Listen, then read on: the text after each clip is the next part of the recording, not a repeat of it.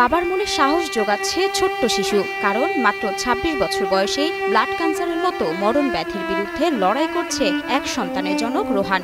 আমি বাঁচতে চাই, আমিও তো মানুষ। যে বয়সে স্বপ্ন জয়ের কথা, সেই বয়সেই বিছানায় হয়ে উঠেছে তার নতুন ঠিকানা। কারোর সাহায্য ছাড়া চলাফেরা করতে পারেন না একা একা। আমার পাশে আমার মা আছে, আমার বউ আছে, আমি একাই চলাফেরা করতে পারি না। রোহানের চোখে এখন শুধুই বাঁচার আকুতি। অর্থ সংকটে জর্জরিত পরিবার, স্ত্রী, সন্তান আর মায়ের মুখে সার্বক্ষণিক উদ্বেগ আর কান্না। বাবার প্রাণে ভিক্ষা যাচ্ছে এই অবুঝ শিশু। রংপুর নগরীর ধাপ এলাকার শামসুল আলমের ছেলে রোহান। বাবা শামসুল আলম পেশায় ছিলেন একজন সরকারি কর্মকর্তা। বাবা মারা যাওয়ার পর চাকরির খোঁজে সৌদি আরবে গেলে সেখানেই অসুস্থ হন রোহান। দেশে এসে পরীক্ষা নিরীক্ষায় ধরা পড়ে ক্যান্সার। আমি প্রবাসে ছিলাম, ওখানে কাজকর্ম করতাম। অসুস্থতার কারণে আমি দেশে চলে আসি।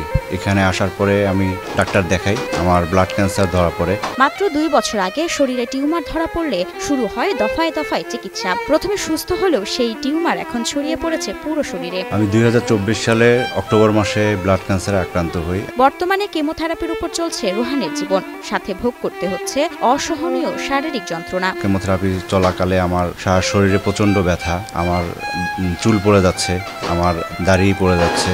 সব মশার বিরুদ্ধে সুরক্ষা দিতে এলো বসুন্ধরা এক্সট্রিম অ্যারোসল, মশার বিরুদ্ধে এক্সট্রিম সুরক্ষা। এখন প্রতি মাসে কেমোথেরাপি সহ চিকিৎসা খরচ ৪০,০০০ টাকা। রংপুরে আসার পরে আমরা ৮টা কেমোথেরাপি দিয়েছি।